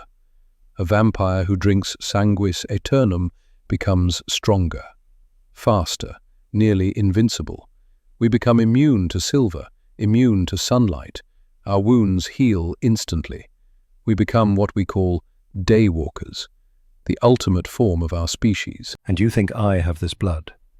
I think Silas believes you do. He has been searching for sanguis aeternum for decades. I know this because he asked my permission to research it 20 years ago. Said he wanted to find a way to make me more powerful, to protect me better. Alaric's jaw tightened. And if he has told anyone else about you, if he has contacted the Vampire Council in London, you are in grave danger. Why? Because they would harvest you, Dr. Thorne. They would drain every drop of blood from your body to create an army of daywalkers. And then they would use that army to conquer every vampire territory in the world, including mine. Before Margot could respond, Alaric's phone rang. He answered it, listened. His face went pale in a way Margot had not thought possible for someone who was already corpse-white. "When?" he asked. "Are you certain?" A pause. "I understand. Thank you for the warning, Thomas." He hung up. "We have a problem," Alaric said. Thomas had been monitoring Silas's office, something he had started doing 3 weeks ago when the questions had become too specific, too targeted, too focused on things that should not matter to a financial advisor. He had installed listening devices, had hacked into Silas's computer, had done things he learned during his time in British intelligence, before the cancer, before Alaric, before any of this. And he had just intercepted a phone conversation. Silas had been talking to someone named Damien Blackwell. They stood in Thomas's small office on the 3rd floor, a room filled with security monitors, surveillance equipment, the tools of a man who had learned that paranoia kept you alive. "Play it," Alaric said. His voice was ice. Thomas pressed a button. Silas's voice filled the room. "Yes, I am certain. A B negative. Maternal lineage from County Cork, Ireland. Clan O'Brien. Ancient Druidic bloodline. I researched her grandmother's genealogy back 12 generations. All the markers match perfectly. She is sanguis aeternum." A second voice responded. Male, British accent, cold and cultured. "And Renwood does not suspect?" "He is too distracted by sentiment." The woman removed some century-old shrapnel from his hand, sang him a lullaby. Now he thinks she is trustworthy, thinks she is here to help him. Laughter. Foolish. After 6 centuries, you would think he would learn that kindness is always a manipulation. He is lonely, Damien. Loneliness makes even the oldest vampire stupid. He sees a woman who reminds him of his daughter and loses all sense. "When can you extract her?" "Soon. I am manipulating her niece's medical situation, creating false complications, doubling the costs, making her desperate. Once she agrees to let me pay for the surgery, I will have leverage. I will suggest a simple blood donation, for testing purposes, to ensure compatibility with her niece in case transfusion is needed during the procedure. She will not refuse." "And Renwood?" "We'll never know until it is too late. By the time he realizes what happened, I will be in London with you. With the sanguis aeternum, you need to overthrow the council and take control of all European territories. And you will finally give me what you promised, the location of William's descendants." A pause. "You still believe they exist?" "William had a daughter before he died in the Blitz. I know this because I found her baptismal records. She survived the war, married, had children. I can find them, Damien, but I need your resources, your contacts. Give me that, and I will give you the blood that makes you a god." The recording ended. Silence filled the office. Alaric's hands were clenched into fists, so tight Margot could hear his knuckles cracking. His eyes had gone from blue to red, glowing, furious. 134 years, he whispered. I trusted him for 134 years. "Why would he betray you?" Margot asked. Alaric looked at her, and for the first time, she saw something in his eyes that terrified her more than his inhumanity. She saw pain. "Because I killed his son," Alaric said. The story came out slowly. They sat in Alaric's private study, a room Margot had not seen before. Small, more personal. Photographs on the walls, not portraits, actual photographs, black and white, sepia-toned, images from another century. One photograph showed a little girl, blonde hair in ringlets, blue eyes, smiling. She wore a white dress, Victorian era, Celeste. Another photograph showed two men, both in military uniforms, British Army, World War I. They had their arms around each other, brothers in arms, survivors. One of the men was Alaric, looking somehow both younger and older at the same time. The other looked like Silas, younger, human, but unmistakably Silas Corvain. "We fought together in the Great War," Alaric said quietly. He touched the photograph with something like reverence. Silas was human then, a captain in the Royal Engineers, brilliant tactician. We survived Passchendaele together, Verdun, the Somme, places where men died by the thousands, and the mud was more blood than earth. He picked up another photograph. This one showed a boy, maybe 10 years old, dark hair, serious eyes. William Corvain, Silas's son, born in 1908. When Silas went to war in 1914, William was 6. Silas made me promise to watch over him, to protect his family if he did not return. Alaric set the photograph down. In 1918, Silas was mortally wounded. Mustard gas destroyed his lungs. He was dying, choking on his own dissolved tissue. And his voice cracked, I offered him immortality, turned him, saved his life. But the transformation took 3 days. 3 days during which he could not contact his family, could not tell them he had survived. What happened? His wife remarried, thought he was dead, moved to London with William. I promised Silas I would watch over them, use my resources to keep them safe. I set up a trust fund, made sure they wanted for nothing. But I did not tell them Silas had survived. How could I? How do you explain to a widow that her husband is now a vampire? Alaric walked to the window. Years passed. William grew up, married, had a daughter of his own in 1933, and in 1944, he stopped. September 7th, 1944. A V-2 rocket hit London. 2 shelters were struck simultaneously, one in Stepney, one in Westminster. I was in the city, had resources to evacuate 1 shelter, maybe save a dozen people before the rocket struck. Margot understood. Celeste was in 1 shelter, William was in the other. Yes, Celeste was 8 years old, frozen at 8 years old forever, my daughter. And William was 36, with a daughter of his own, a mortal man with a full life ahead of him. Alaric's voice was hollow. I had seconds to choose. Save my immortal daughter, who had centuries ahead of her, or save the human son of my oldest friend. You chose Celeste. I tried to save Celeste, but I was too late. The rocket hit before I could reach her. By the time I dug through the rubble, she was ash. And William? Alaric turned to face Margot. William died in the other shelter, crushed, alone. I reached him 40 minutes after the blast. He was already dead. Silas blamed you. Silas did not blame me then. He grieved with me. We both lost family that night. We buried our dead together, and for 80 years he served me faithfully. Or so I thought. Alaric's hands clenched. But now I understand. He has been planning this for decades, waiting for the perfect weapon to destroy me. And then you arrived, with sanguis aeternum in your veins. Margot felt cold. He is going to take my blood. He is going to try. And then he will give it to Damien Blackwell. Damien will create an army of daywalkers. They will hunt me down, destroy everything I have built, take my territory. And Silas will get what he really wants. What does he want? William's descendants, the granddaughter who survived, her children, her children's children. Damien has connections, resources, the ability to track bloodlines across continents. Silas wants to find them, to know his mortal family, even if he can never contact them. The room fell silent. There is one other thing, Thomas said. He had been standing by the door, listening. The phone call mentioned something else, about Dr. Thorne's past, her father. Margot went rigid. What about my father? Thomas looked uncomfortable. Damien Blackwell claimed to have information about an incident in Seattle, 1992. He said, Thomas hesitated, He said your father was killed by Lord Wrenwood."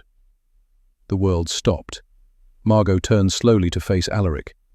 "What is he talking about?" she asked. But she knew. Deep down, she had always known. Alaric closed his eyes. "Dr. Thorne, Margot, there is something I need to tell you." About Seattle, September 1992. And Margot knew. She had always known. She had been hiding from this knowledge for 32 years. "My father's name was Connor Thorne," she whispered. "Yes." "You killed him?" "Yes." The admission hung in the air like smoke. Margot felt her knees weaken. She sat down in the nearest chair. Her medical training kicked in. Elevated heart rate, difficulty breathing, shock response. She forced herself to breathe slowly. In, out, in, out. "Tell me," she said. "All of it. No lies, no omissions. Tell me everything." Alaric took a breath. Unnecessary for a vampire, Margot thought distantly. But old habits from being human for however long before he was turned. September 1992, Seattle. There was a rogue vampire nest operating in the industrial district. 6 vampires who had gone feral, lost all control. They were abducting children from homeless camps and low-income neighborhoods, using them for blood sport, for feeding, for entertainment. His voice was flat, clinical, the voice of someone recounting facts he had examined 1,000 times. The Vampire Council tasked me with eliminating them. I tracked them to an abandoned warehouse near the waterfront. There were 6 vampires and 3 humans. Thralls, addicted to vampire venom, helping the vampires capture and torture victims in exchange for the high the venom provided. He walked to the window. Looked out at mountains turning purple in the fading light. "Your father was one of the thralls. Connor Thorne, 42 years old. He had been abusing his family for years. Your mother, you, alcohol, drugs, violence. When the vampires found him, when they offered him venom, he went willingly. The venom made him feel powerful, strong, invincible. It let him forget what he was, what he had done to the people who loved him. And you killed him." "Yes, I killed all of them. The vampires, the thralls, everyone in that warehouse. It took me 17 minutes. I made it quick for the humans. Mercy kills, snapped necks. They did not suffer." Alaric turned to face her. "But I did not know about you. I did not know there was a 10-year-old girl hiding in a storage closet at the back of the warehouse, watching everything." Margot opened her eyes. "I remember," she said quietly. "I remember the sounds, the screaming, the smell of blood and something else, something chemical. I remember thinking we were all going to die, that the monster who looked like an angel was going to kill everyone, including me." "You should have died," Alaric said. "The vampires knew you were there. They were saving you for last. One of them mentioned it, said they would turn you, make you one of them, a child vampire to replace the children they had killed. But I reached them first." He knelt in front of Margot's chair. "I am sorry," he said. "I am sorry you had to see that. I am sorry I killed your father, even though he was a monster who did not deserve life, even though he hurt you, even though killing him probably saved your life and your mother's life. I'm still sorry you had to watch." Margot looked at him. This creature who had lived for 680 years. This vampire who had fought in wars and seen empires fall. This man who had saved her life 32 years ago without even knowing it. "My father used to beat my mother," Margot said. Her voice was steady now, calm. The calm of someone who had examined their trauma from every angle and made peace with it. He broke her arm twice, fractured her ribs, gave her a concussion that left her with permanent hearing loss in her left ear and chronic migraines for the rest of her life. She took a breath. "When I was 8, he came home drunk. Hit me so hard I lost a tooth, the second molar on the left side. My mother tried to stop him. He threw her down the stairs. She broke her collarbone and 3 vertebrae." Alaric's expression was stricken. "After that night in the warehouse, after you killed him, my grandmother took me in, raised me, sent me to medical school, Gave me a life I never would have had if he had lived. If the vampires had not found him. If you had not been sent to clean up that nest." Margot reached out and took Alaric's cold hand in hers. "You ask why I helped you last night? Why I removed the shrapnel? Why I held your hand while you cried for a daughter you lost 80 years ago?" She smiled. It was not a happy smile, but it was genuine. "Because 32 years ago, you saved me. You killed the monsters, including the one who should have been protecting me, the one whose blood I share, but who was never a father." Margot squeezed his hand. "I did not come here for revenge, Alaric. I came here to say thank you. I came here because when I saw your name in the job posting, I knew. I had been looking for you for 20 years. Not to kill you, to thank you." Alaric stared at her. "You are not afraid of me." "I am terrified of you. But terror does not erase gratitude. They are not the same thing." Margot stood. "Now, we have a problem. Silas wants to harvest my blood. Damien Blackwell wants to create an army. And my niece is running out of time." She looked at Alaric. "What do we do?" For the first time in 80 years, Lord Alaric Renwood felt something he had thought lost forever. Hope. "We fight," he said. The attack came at midnight. Margot heard it first. A sound that did not belong in the quiet of Renwood Estate. The sharp crack of breaking glass. Not a window, something larger, structural.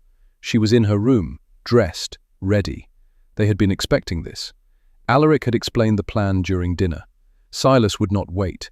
Not now that his deception had been discovered. He would call in Damien Blackwell's forces. They would attack, take Margot by force, kill anyone who stood in their way. The only question was when. Now they had their answer. Margot grabbed her medical bag, not for healing this time, for survival. She had spent the afternoon in the basement laboratory preparing, using her knowledge of chemistry, of combat medicine, of the things that kill when used properly. She ran into the hallway. Thomas was already there. He wore a tactical vest over his butler's uniform. In his hands, he carried a double-barreled shotgun that looked like it had seen action in wars Margot could only read about in history books. "How many?" Margot asked. 12 vampires, 8 lycanthropes, maybe more. Thomas racked the shotgun with practiced efficiency. They came through the south entrance, the reinforced glass that was supposed to be bulletproof. Silas disabled the UV perimeter defenses from inside. Bastard had the access codes. "Where is Alaric?" "Main hall, holding them off." Thomas looked at her. His grey eyes were fierce. "He wants you in the panic room, underground. There is a tunnel that leads 2 miles into the mountains. You can escape. There is a car waiting." "No." "Dr. Thorne!" "I am not running," Margot said. Her voice was steel. "I have been running my entire life. From my father's violence. From the mistakes I made in Afghanistan. From the medical board. From every hard choice I have ever faced. I am done running." She pulled 2 plastic bottles from her bag. One blue, one amber. Industrial-grade chemicals she had found in the estate's maintenance wing. "These are ammonia and bleach," she said. "Household chemicals. But if I mix them, they create chloramine gas.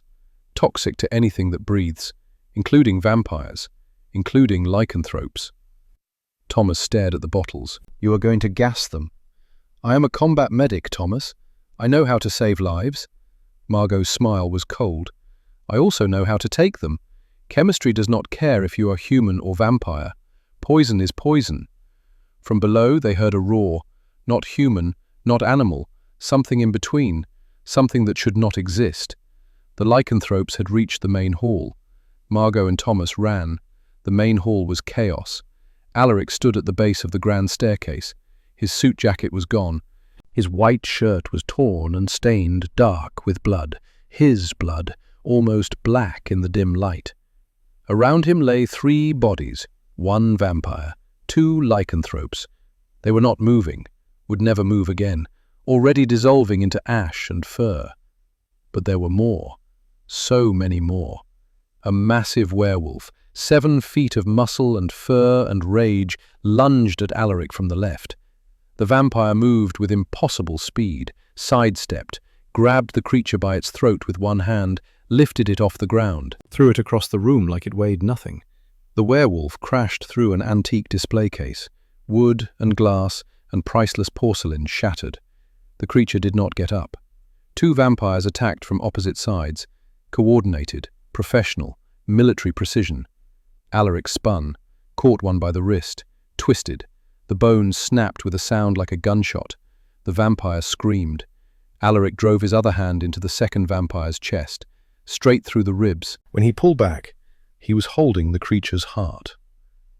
The vampire crumbled to dust. But Alaric was slowing down. Margot saw it, the way he favored his left side, the way his breathing had become labored. He was injured, badly. Silver, probably, the only thing that could hurt him like this. A flash of silver confirmed her diagnosis. A vampire with a machete made of blessed silver struck from behind. The blade caught Alaric across the chest, deep. Margot heard him scream, a sound of pure agony that made her own chest hurt in sympathy. Silver poisoning. The wound began to smoke, to burn, to spread grey corruption into his veins. "No," Margot whispered. She ran forward, into the battle, into the madness. "Margot, stop!" Alaric shouted, but she did not stop. She reached the balcony overlooking the main hall. She could see them all now. 12 vampires, 6 lycanthropes still standing, circling Alaric like wolves around wounded prey. And in the doorway, watching with cold satisfaction, stood Silas Corvain. He wore a white trench coat, pristine, untouched by the violence happening 10 feet away from him. In his hand, he held a phone, recording, documenting, collecting evidence of Alaric's fall. "Enough!" Silas called out. His voice carried across the hall with unnatural clarity. "Stand down!" The vampires and lycanthropes stopped. They did not attack Alaric. They waited. Silas walked into the hall. His footsteps echoed on the marble floor, each step measured, controlled, the walk of someone who has already won. 680 years, old friend, Silas said, and it ends like this, bleeding on the floor of your own home. Pathetic. Alaric tried to stand, failed. The silver wound was spreading. Margot could see the grey discoloration creeping across his chest, into his veins, reaching for his heart. He was dying. "Why, Silas?" Alaric gasped. "After everything we survived together?" "After everything?" Silas laughed. It was a bitter sound, full of decades of carefully cultivated hate. "You want to know why? Let me tell you a story, Alaric, about London, 1944. About a 36-year-old man named William who died calling for a father who was not allowed to answer." He crouched beside Alaric. "William was my son, my only child. You promised to protect him. You swore an oath, brother to brother, survivor to survivor. But when the rockets fell, where were you?" "I tried." "You tried to save your daughter," Silas hissed. "Celeste, your precious Celeste who hated you, who spent a century telling you she wished you had let her die. You reached her shelter first. You spent 30 minutes digging through rubble for her. 30 minutes while my son suffocated in a collapsed building 3 miles away." Silas stood. "By the time you got to William, he was already dead, crushed beneath concrete and steel, alone, calling for me with his last breath. He died thinking I had abandoned him, that I did not love him enough to save him. Silas, I am sorry." "Sorry?" Silas kicked Alaric in the ribs, hard. The vampire cried out. Blood spattered on the marble. "Sorry does not bring my son back. Sorry does not erase 80 years of grief, of knowing my only child died alone because you chose wrong." He turned to the assembled vampires. "Take the woman, carefully. I need her blood intact. Every drop matters." 2 vampires moved toward the balcony, toward Margot. And Margot Thorne made her choice. She uncapped both bottles. "Hey!" she shouted. Everyone looked up. 27 pairs of eyes, human, vampire, lycanthrope, all focused on the woman holding 2 plastic bottles. "I came to clean house," Margot said. She poured both bottles over the railing. The liquids hit the marble floor directly in the center of the hall. Ammonia and bleach mixed instantly. A chemical reaction older than modern warfare. Simple, brutal, Effective. Yellow-green gas hissed into the air. Chloramine. The vampires screamed, the lycanthropes howled. Even with supernatural healing, even with enhanced physiology, chemical burns on the lungs were excruciating. The gas blinded them, seared their heightened senses, turned their own enhanced abilities against them. Chaos erupted. Margot pulled a gas mask from her bag, something she had found in the estate's emergency supplies left over from World War II. She strapped it on, ran down the stairs through the expanding cloud of toxic gas. Thomas was already moving. He fired the shotgun into the cloud, once, twice, 3 times. Margot heard bodies fall. She reached Alaric. He was on his hands and knees, choking. The gas affected him too, not as badly as the others, but enough. "Up," Margot commanded. She grabbed his arm, hauled him to his feet. "We need to move, now. Thomas is covering our exit. Move," Thomas shouted. He was reloading. "Garage, go. I will hold them as long as I can."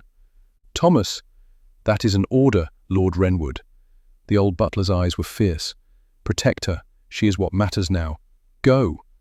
Margot and Alaric stumbled through the smoke, through corridors she barely recognized.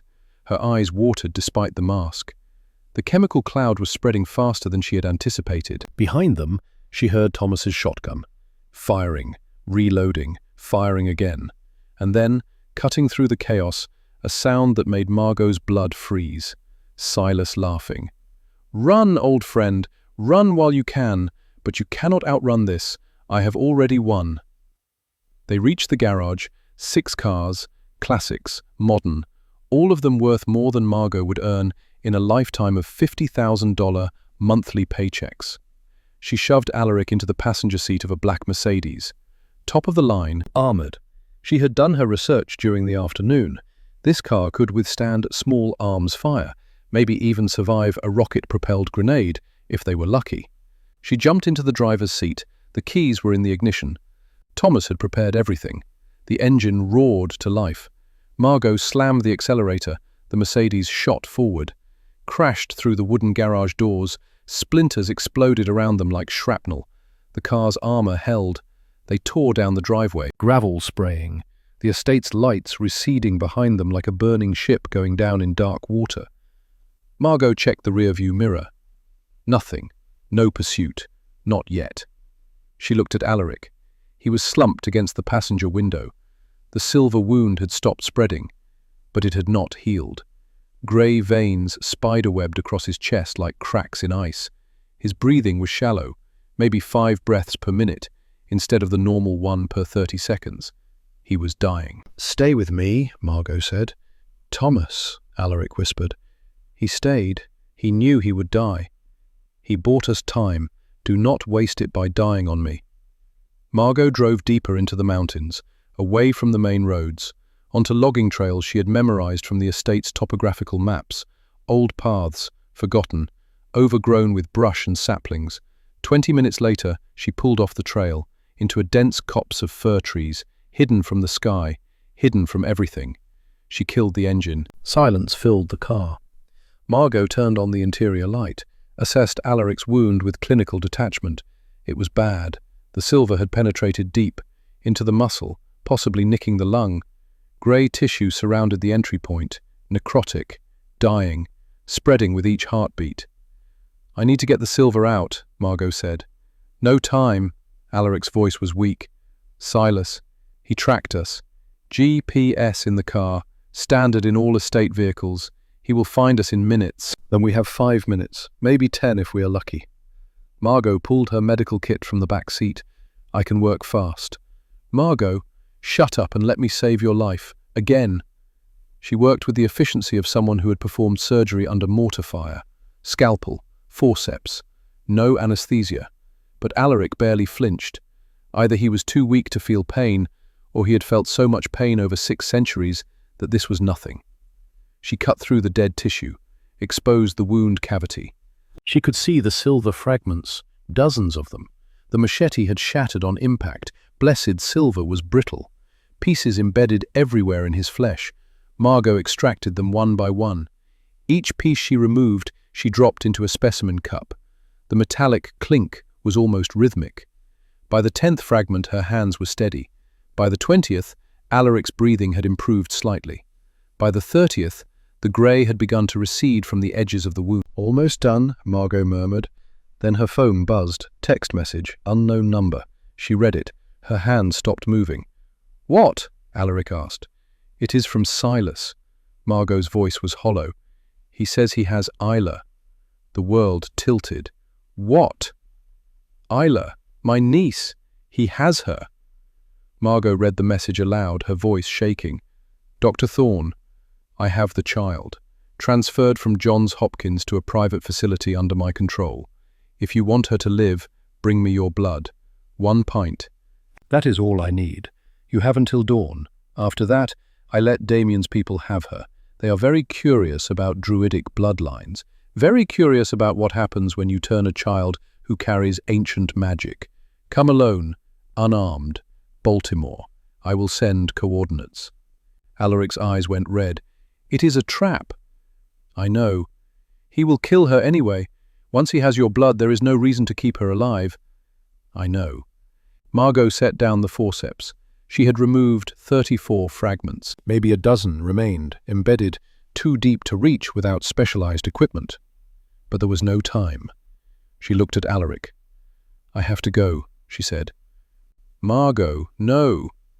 She is 9 years old. She is all I have left of my brother. I have to try." "He will take your blood. Give it to Damien. They will create an army of daywalkers that will kill thousands." "I know," Margot said. "I know all of that, and I do not care, because she is a child, and I am her only family. And if I do not try to save her, then I am no better than my father, no better than the man who beat his wife and daughter and felt nothing." She opened the car door. Alaric grabbed her wrist. His grip was weak. The silver poisoning had taken too much. "Wait," he said. He pulled her back into the car, looked at her with those ancient eyes that had seen empires rise and fall. "There is another way," he whispered. "What way?" "Give me your blood. Not all of it, just enough. Let me drink." Margot stared at him. "If I drink sanguis aeternum, I become a daywalker, immune to silver, immune to sunlight, strong enough to fight them all, strong enough to save both of you." Alaric's grip tightened slightly. "Let me save you, the way you saved me. You could lose control, drain me dry. The bloodlust when vampires drink from living victims is supposed to be overwhelming." "I could. You could kill me." "I could. Then why should I trust you?" Alaric smiled. It was a sad smile, a smile that held 680 years of loneliness. "Because you already do. You trusted me last night when you removed the shrapnel while I was vulnerable. You trusted me when I told you about your father. You trusted me when you stayed, instead of running after you learned what I am." He released her wrist, giving her the choice, always the choice. "Trust me one more time, please." Margot looked at him. This vampire who had lived for nearly 7 centuries. This man who had saved her when she was 10 years old, without even knowing it. This creature who cried in his sleep for a daughter lost 80 years ago. She made her decision. Margot pulled a tourniquet from her medical kit, wrapped it around her left bicep, tightened it until she could see the veins pop. She was very good at finding veins, had done it thousands of times. "How much do you need?" she asked. "I do not know. I have never done this before. No vampire has." "Sanguis aeternum is a myth, a legend. I did not even know it was real until I started researching your grandmother's bloodline." "Best guess?" "Half a pint. Maybe more. I will stop when I feel the change. I swear it." Margot pulled out an IV catheter, 18 gauge, large bore, used for trauma patients who needed blood fast. She inserted it into her antecubital vein. First try, perfect placement. Blood began to flow into the collection bag. Dark red, rich, oxygenated. "When I say stop, you stop," Margot said. "Understood?" "Understood." She disconnected the collection bag and held out her arm. Alaric stared at it, at the blood flowing from the catheter, at the life pouring out of her veins. "I have never asked this of anyone," he said quietly. "I know. If this goes wrong, if I lose control, it will not go wrong, because you are not Silas. You are not Damien. You are not a monster who takes what he wants. Margot met his eyes. You are a soldier who protects. So protect me. Protect Isla. Do what you have always done. She smiled. Be the avenging angel. Alaric closed his eyes. Then he drank. The transformation was immediate. Margot watched as the grey veins across Alaric's chest began to glow, not with corruption, with light, golden, radiant, like sunrise breaking through storm clouds. The silver fragments still embedded in his flesh began to push themselves out, expelled by his body as it rejected anything that could harm it. Landing on the car seat with soft metallic sounds. The wound closed, not slowly, not gradually. It healed in seconds, muscle knitting together, skin sealing, until there was nothing left but a faint pink line that faded even as Margot watched. Alaric's skin began to change colour, from corpse pale to something warmer, not quite human, not quite alive, but no longer dead either. His eyes opened. They were not blue anymore. They were gold, molten, burning, beautiful and terrible. "How much have I taken?" he asked. His voice was different, stronger, resonant, like thunder in the distance. Margot checked her arm. The blood flow had slowed but not stopped. 400 milliliters. That is enough, more than enough. Stop. Alaric released her arm immediately, pulled the catheter from her vein with surprising gentleness, applied pressure to the insertion site, wrapped it with gauze and medical tape. "How do you feel?" Margot asked. She was lightheaded from blood loss. 400 milliliters was close to the safe limit for donation. Any more, and she would need saline and rest. Alaric looked at his hands. He clenched them into fists, opened them. The chronic pain from the Passchendaele wound was gone, completely, after 107 years. "I feel," he said slowly, "like I could run into the sun and laugh." As if to test this theory, he looked out the car window. Dawn was coming. The sky to the east was turning grey. Soon it would be pink, then gold, then full daylight. For 680 years, sunrise had meant death. "Let us find out," Alaric said. He stepped out of the car. Margot followed. She was light-headed, weak, but functional. She had donated blood before. She knew her limits. They stood in the forest clearing. The sun rose over the Blue Ridge Mountains. Golden light spilled across the snow, across the trees, across Alaric Renwood's face. He did not burn. He did not scream. He did not even flinch. He stood in the sunlight and closed his eyes. A single tear tracked down his cheek. 680 years, he whispered. "I had forgotten how warm it feels, how beautiful." Margot watched him, this ancient creature experiencing something humans took for granted every single day, something she had seen 10,000 times and never appreciated. "We need to go," she said gently. "Isla, Baltimore, Silas." Alaric opened his eyes. The gold had faded slightly to something more natural, but the power remained. She could feel it radiating from him like heat from a furnace. "Yes," he said. "We go to Baltimore. We end this." He looked at Margot. "But first, I need to do something I have not done in 680 years. Alaric Renwood knelt. Not a battle crouch, not a tactical position. He knelt on both knees, in the snow, in the dirt. In the posture of absolute submission, he bowed his head. "Dr. Margot Thorne," he said. His voice was formal, ancient, the voice of someone swearing an oath that could not be broken. "You have given me your blood, your trust, your forgiveness for a sin I did not know I had committed. You have given me everything when I deserved nothing but death." He looked up at her. "In 680 years I have never knelt to anyone. Not to kings, not to popes, not to the Vampire Council. Not to anyone." His golden eyes held hers. "But you are not asking for my obedience. You are not demanding tribute or fealty or service. You are simply giving. Freely, without condition, without expectation of return." He took her hand. "The daughter of the man I killed is the one who saved me, and I will spend whatever time I have left protecting you, protecting Isla, protecting everything you love." He kissed her hand. "This I swear. On my name. On my honor. On the memory of Celeste and William, and every person I have failed to save in 6 centuries of existence." Margot felt tears on her face. She had not cried in years, not since Afghanistan, not since Private Daniel Oakes bled out on her table while she held pressure on a wound that would not close. But she cried now. "Get up," she said softly. "Soldiers do not kneel to soldiers. We stand together. We fight together. We survive together."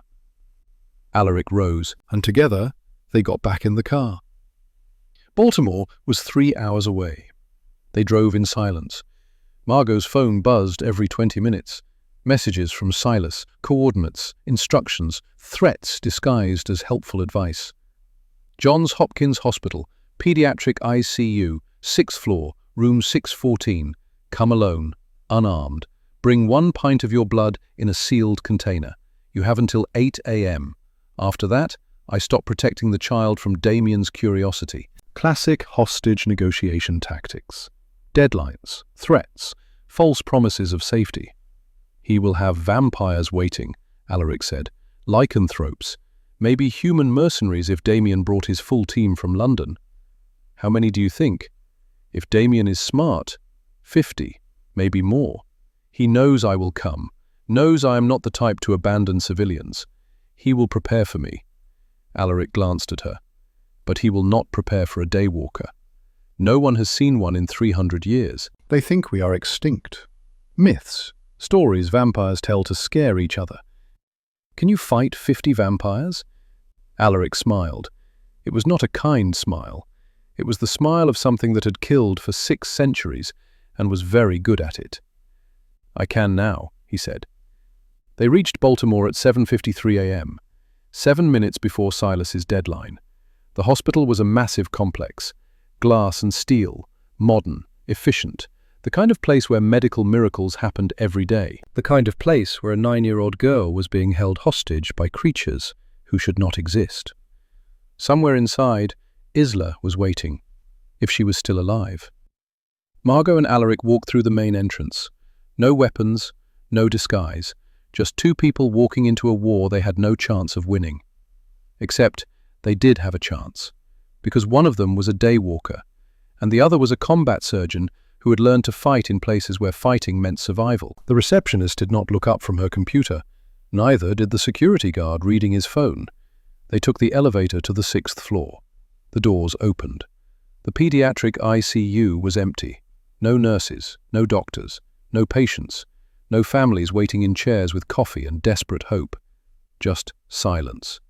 And at the far end of the hallway, standing in front of room 614, stood Silas Corvain. He was not alone. 20 vampires flanked him, 10 on each side. Professional, armed with silver weapons, ready for war. But Margot's eyes went to the room behind Silas. Through the window, she could see a hospital bed. And in that bed, small and pale and connected to monitors, was Isla, alive. Margot's knees almost gave out from relief. "Dr. Thorne," Silas said. His voice was smooth, cultured, like they were meeting for tea instead of a hostage exchange. "You came. How noble. How predictable." "Where is Damien?" Alaric asked. "Around," Silas said. "He does not negotiate with the condemned. He simply waits for the spoils." He gestured to the room behind him. "Your niece is unharmed, sleeping, sedated, completely safe. I am not a monster, Dr. Thorne. I do not hurt children. I simply use them as leverage when necessary. Let her go." "Of course, as soon as you give me what I came for. 1 pint of your blood, freely given. That was the deal." Margot pulled a blood bag from her medical kit. She had prepared it during the drive. 450 milliliters, just over 1 pint. "Here," she said. Silas's eyes gleamed. "Excellent. Set it on the floor. Slide it toward me. Do not come closer, or my people will kill you before you take 2 steps." Margot set the blood bag on the floor, slid it forward. It stopped halfway between them. Silas gestured. One of the vampires retrieved it, brought it to him with the reverence usually reserved for holy relics. "You look different, old friend," Silas said, examining the blood bag. "Healthier." Did the good doctor patch you up?" "She did more than that," Alaric said quietly. Silas tilted his head. "What do you mean?" Alaric stepped forward, into a shaft of sunlight streaming through the window. He did not burn. Silas's eyes widened. The blood bag slipped from his fingers. "No," he whispered. "You did not. She did not give you." "Sanguis aeternum," Alaric said. "Given freely, not taken, not stolen. Donated by a doctor who understands that sometimes you save the monster to stop the bigger monsters." The vampires behind Silas shifted nervously. A daywalker was a myth, a legend, something from old stories that vampires told to explain why some bloodlines were stronger than others. But here stood proof, standing in sunlight, unburning. "Kill them," Silas commanded, his voice cracked. "Kill them both, now!" The 20 vampires attacked. What followed was not a battle, it was an execution. Alaric moved faster than Margot's eyes could track. He was a blur of golden light and controlled violence, a force of nature wearing human shape. He did not use weapons, he did not need weapons. His hands were enough. One vampire lunged with a silver sword. Alaric caught the blade bare-handed. It did not cut him. He yanked the sword away, drove it through the vampire's chest. Dust. 2 more attacked from opposite sides. Coordinated, professional, military tactics. Alaric spun, backhanded one. The vampire's skull shattered like porcelain. Kicked the other, sent him crashing through a wall, leaving a hole in the concrete. A vampire with a silver machete swung at Alaric's neck. The blade hit his skin, bounced off with a metallic clang. The vampire stared in shock. Alaric smiled, then removed the vampire's head with a single punch. 15 seconds, 20 vampires, all of them dust. Silas stood alone. He pulled a gun, silver bullets, blessed by priests who knew what they were blessing. Expensive, rare. He fired 6 shots, all of them hit Alaric in the chest. The bullets flattened against his skin, fell to the floor like spent shell casings. "Impossible," Silas breathed. Alaric walked forward, slowly, deliberately, each step measured. "You wanted revenge, old friend," Alaric said. "You wanted me to feel the pain you felt, to lose everything I loved, to understand what it means to choose wrong." He stopped in front of Silas. "But you made one mistake. You assumed I valued power more than I valued people. You assumed I would choose my own safety over protecting someone who needed me." Alaric reached out, took the gun from Silas's trembling hand. "You forgot that I am a soldier, and soldiers protect civilians. Always, even when it costs everything." "William," Silas whispered, tears streaming down his face. "My son, he died because of you, because you chose your daughter over him." "No," Alaric said gently. "He died because of war, because of bombs and hatred and the evil men do to each other. I tried to save him, Silas. I tried to save both of them, and I failed. I have carried that failure for 80 years, have let it haunt me, torture me, define me." He dropped the gun. "But I will not fail again. Not today." Silas lunged, pulled a knife from his coat. Silver, blessed, ancient. The blade Alaric had given him in 1820. A gift, between brothers, between survivors. Silas drove it toward Alaric's heart. Alaric caught his wrist. "I loved you," Silas screamed. "I trusted you. You were my brother." "I know," Alaric said. "I loved you too. I still do." He twisted. The knife turned in Silas's hand. The blade caught the sunlight streaming through the window, reflected it, magnified it through the blessed silver, straight into Silas's eyes. For a vampire, concentrated sunlight amplified through blessed silver was still death. Silas screamed. His skin began to smoke, to crack, to burn from the inside out. "I am sorry," Alaric whispered, "for William, for Celeste, for every choice I made that led us here, for 134 years of friendship that ended in betrayal and ash." Silas crumbled to dust. The knife clattered to the floor. Silence filled the hallway. Margot had not moved during the fight. She had watched everything. witnessed it all, catalogued it with the clinical detachment of someone who had seen too much death to be shocked by more. Now she walked forward, opened the door to room 614. Inside, on a hospital bed, lay Isla, 9 years old, blonde hair spread across the pillow, blue eyes closed in sedated sleep, chest rising and falling with the rhythm of machines that beeped softly. Alive, unharmed. Margot ran to her, checked her pulse. Strong, steady, normal for a sedated child. She pulled Isla into her arms and wept. Behind her, Alaric stood in the doorway. He did not enter, he simply watched, standing guard, protecting. And for the first time in 80 years, the weight of grief and guilt began to lift. Not gone, never gone, but lighter. But the story was not over. Margot's phone rang, unknown number. She answered. "Hello? Dr. Thorne." A woman's voice, American accent, cold, professional, familiar somehow. "This is Sarah Carver, Thomas's daughter. I believe you were concerned about my father's safety." Margot's heart stopped. "Sarah, how did you—" "My father planted a tracker on Silas Corvain 3 weeks ago, when he sensed something wrong, when the questions became too specific, too dangerous. He also faked his death at the estate, blanks in the shotgun, theatrical blood packs. Very convincing, I am told." Relief flooded through Margot. "Thomas is alive?" "Very much so. Currently in my safe house in Virginia, watching the news coverage of the gas leak at Wrenwood Estate. Excellent work with the chloramine, by the way. Very creative. Where is Damien Blackwell?" "Detained by human authorities working with moderate vampire council factions. Turned out, when you present the FBI with evidence of international kidnapping, blood trafficking, and conspiracy to commit mass murder, even vampires get arrested. Damien is currently in a very specialized holding facility. Very deep, very dark, very permanent." Sarah paused. "My father says to tell you that soldiers take care of soldiers, and that he expects you back at work on Monday.